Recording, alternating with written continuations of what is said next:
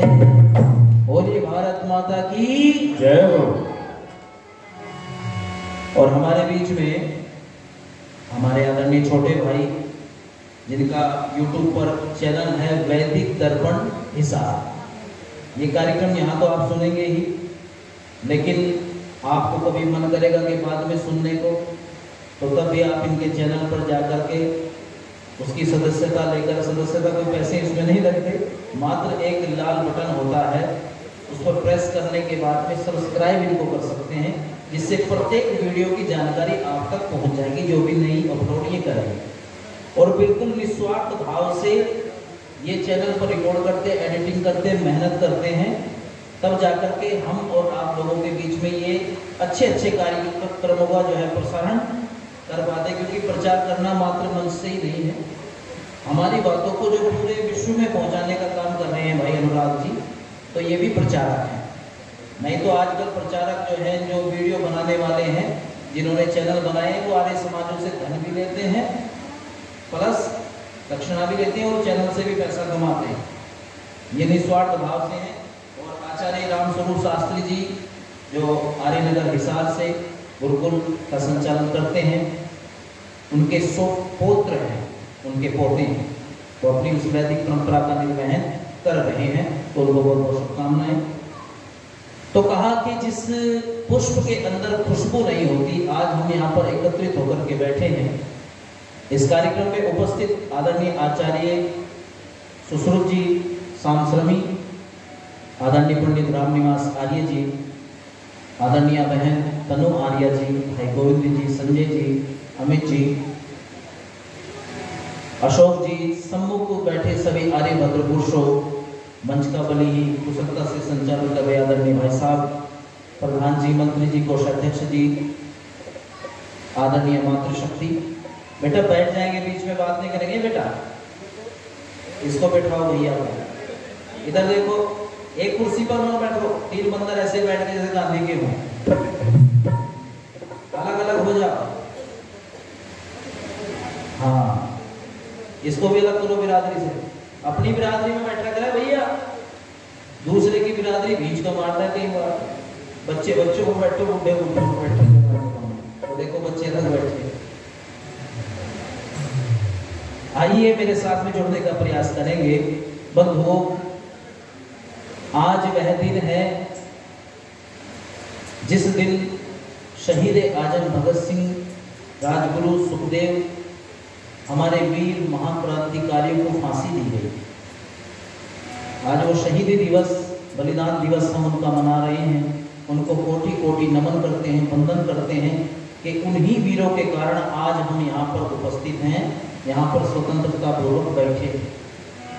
इसलिए वीर जो हैं वो देश को अपनी जान दे करके भी देश को बचाते हैं, देश को उन्नति देते हैं। बंधु, हम उनको क्या दे सकते हैं? हमारी श्रद्धांजलि क्या हो सकती? केवल उनके गीत गाना या उनके विषय में कोई सभा रख देना? नहीं, जब तक उनकी बातों को हम स्वीकार नहीं करेंगे तब तक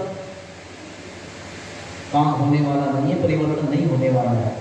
इसलिए देश कैसा था, यहाँ कितने बड़े बड़े वीर क्रांतिकारी थे, हमारे बड़े जानते हैं, बड़े बूढ़े सब लोग। तो आइए गीत सुनेगा, उसके बाद में चर्चा करेंगे। मेरी कौम तेरी कहानी सुनी थी, पुरखों से उनकी, पुरखों से उनकी जुबानी सुनी थी। मेरी कौम तेरी कहानी सुनी थी, मेरी कौम तेरी कहानी सुनी थी, पुरखों से उनकी जबानी सुनी थी। मेरी कौम तेरी कहानी सुनी थी।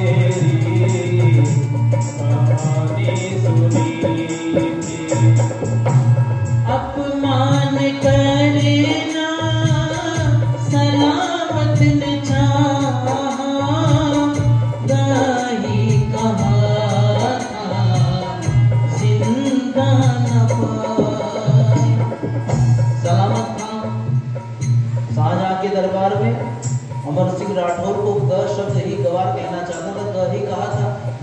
अमर सिंह राठौर ने अपनी कटारी निकाल करके गर्दन धड़ से अलग कर दी थी। बंधु ही कहा था बचने ना पाया, सलामत की धज्जियां, सलामत की धज्जियां उड़ानी सुनी थी मेरी कौम तेरी, कहानी सुनी थी मेरी कौम तेरी, कहानी सुनी थी मेरी कौम तेरी, कहानी सुनी थी।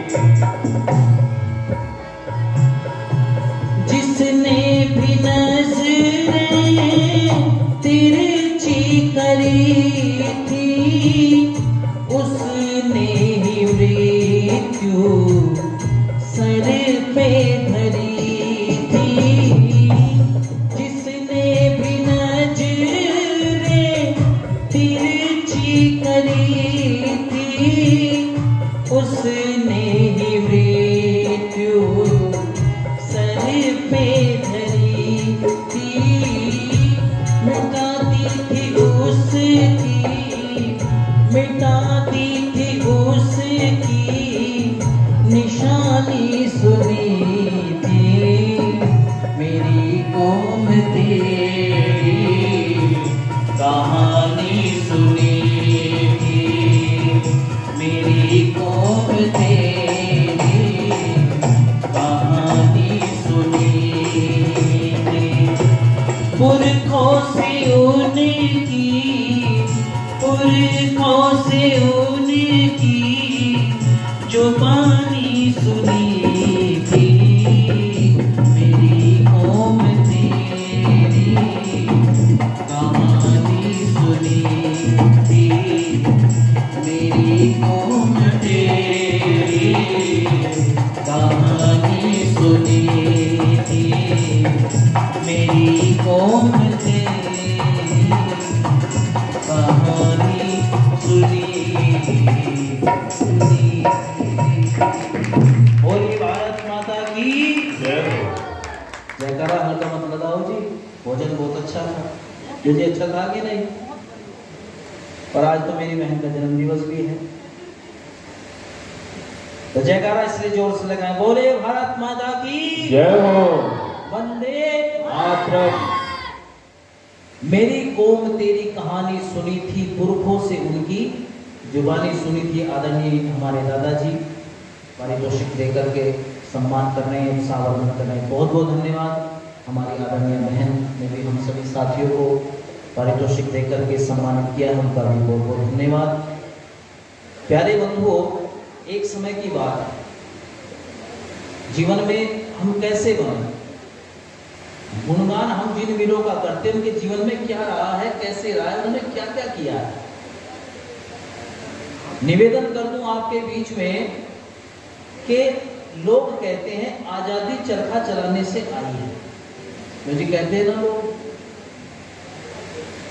चरखा चलाने से, लेकिन मैं उस विषय में नहीं जाऊंगा। हो सकता है आई हो, क्योंकि सबका योगदान कहीं ना कहीं कैसे ना कैसे रहता ही है। लेकिन एक सत्य जिसको लोग असत्य को भी सत्य कई बार मान लेते हैं बिना छानबीन के। मैं निवेदन कर दूं, संसार के अंदर जब भी हम देखेंगे तो ये जो लोग हैं ना, भाई साहब के ऊपर बैठ जाएं, बीच में हलचल ना करें। हाँ जी बाबू जी, निवेदन है आराम से आप सहयोग करेंगे कार्यक्रम में। तो जिनका योगदान जैसे जैसे रहता है वैसे ही स्वीकार करना पड़ता है, लेकिन लोग मरने के बाद ज्यादा नाम गुणगान करते हैं। समस्या ये है, जीते जी नहीं करते।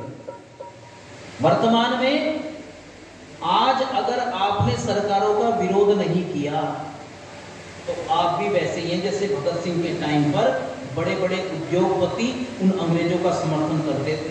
आज हमारे लोनी के अंदर कलश यात्रा हो रही थी, अभी की बात है, परसों लोनी गाजियाबाद में कलश यात्रा में वहां पुलिस ने डंडे बरसाए हैं, रामायण का अपमान किया है।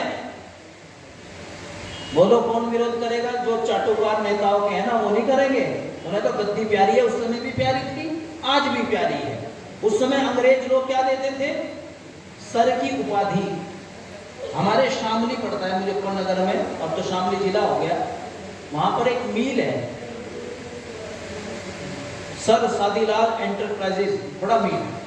और आपको एक विशेष बात बताऊं, शामली मिल एशिया का सबसे पहला गन्ना मिल है, जिसने चीनी पूरे क्षेत्र को खानी सिखाई, अंग्रेजी टाइम में सबसे पहले। जिस समय भगत सिंह की फांसी की बात चल रही थी, उस समय जो षड्यंत्र चल रहे थे, उस समय वह व्यक्ति भी उस समय लाहौर में था,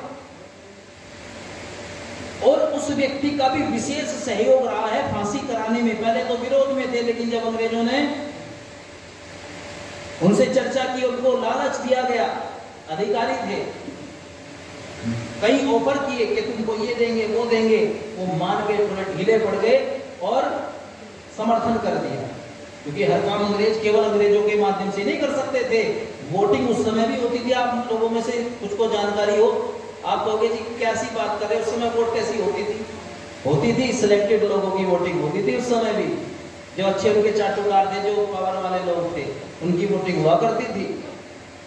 तो जब उनकी वहां पर सम्मति हो गई, क्योंकि अगर 2 जज बैठे हैं ब्रिटिश, तो एक जज हिंदुस्तानी भी होना, जिससे वो झगड़ा ना हो। शासन कैसे कर लेगा कोई, जब तक फूट ना डाल सके।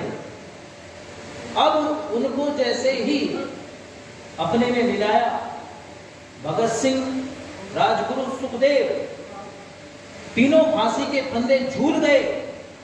बंधुओं, आप आश्चर्य करेंगे, जिस समय शादीलाल, जिसको अब सर की उपाधि मिल चुकी थी, सर शादीलाल, वह जब मरा तो पूरी शामली के अंदर किसी ने कफन का कपड़ा तक नहीं दिया दुकानदारों ने। उनके परिवार के लोग दिल्ली से जाकर के कफन का कपड़ा लेकर के आकर के तब जाकर के उनका अंतिम संस्कार किया। और आज भी उस मिल के जो मालिक रहे हैं सर शादीलाल, उनकी वंश परंपरा में लड़का आज तक भी पैदा नहीं हुआ।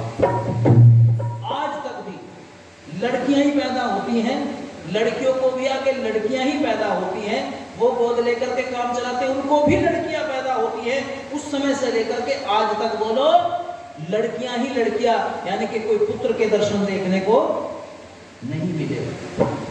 बंधुओं, निवेदन करता हूं, पवित्र आत्माओं का साथ अगर वर्तमान में भी आपने नहीं दिया, पाखंडी चोरों का अगर आज भी आपने साथ दे दिया, तो आप भी ऐसे देशद्रोहियों की लाइन में होंगे, जिस देशद्रोहियों की लाइन में उस समय के लोग थे। बंधुओं, पंडित राम प्रसाद बिस्मिल अपनी आत्मकथा में लिखता है कि जिन लोगों के लिए मैं फांसी खा रहा हूं, उन लोगों ने मुझे मेरी आत्मरक्षा के लिए कवंचा भी मुहैया नहीं कराया। और कमाल की बात तो यह है कि जिन लोगों के लिए आज मैं मर रहा हूं ना, उन लोगों को यह भी मालूम नहीं है, भोले लोगों को, कि क्यों मर रहा हूं मैं। उनकी माता को कहते थे कि चोर की माता है, ये डकैत की माता है। ऐसी भी उस समय परिस्थितियां थी। आज देखने में बड़ा अच्छा लगता है, जी वीर थे, हमारे क्रांतिकारी थे, लेकिन बंधुओं आज भी हमें वीरता और क्रांतिकारी से काम करना पड़ेगा, नहीं तो नेता किसी के नहीं होते। नेता तो राजनीति करते हैं, राजनीति करेंगे, लेकिन देश को जब तक जनता, भगत सिंह का जो विचार था ना, वो कोई साधारण विचार नहीं था। वो फूट डालो वाला काम नहीं कर रहे थे, क्योंकि अंग्रेज चाहते थे कि हिंदू मुस्लिम आपस में ये दंगे हों और ये देश ऐसे ही बटा रहे, और देश बटा रहेगा तो हम डटे रहेंगे। वो चाहता था कि गरीब से गरीब, मजदूर से मजदूर, निम्न से निम्न वर्ग का व्यक्ति भी क्या करे, उन्नति करे, क्योंकि वो केवल आजादी ही नहीं चाहते थे, पूर्ण स्वतंत्रता चाहते थे।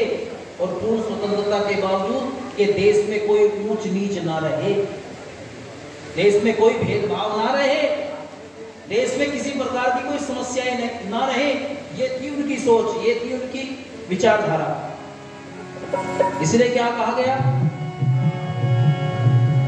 शहीदों की चिताओं पर लगेंगे हैं वर्ष मेले, वतन पर मरने वालों का यही बाकी निशान होगा, यही बाकी निशान होगा। शहीद आजम भगत सिंह जी का परिवार हमारे सहारनपुर में ही रहते, उनके भाई यहाँ पर आ गए थे बंटवारे के बाद में। मेरे पिताजी के फूफा जी आदरणीय स्वर्गीय पंडित आशाराम शर्मा जी, जो उस समय स्वतंत्रता सेनानी थे, वो कभी कभी उनके पास में जाना आना होता था। तो उनसे मैं जो संस्मरण पूछता था, एक तो वो हम पढ़ते हैं जो सबके लिए किताबों में है, लेकिन कुछ और भी संस्मरण होते हैं।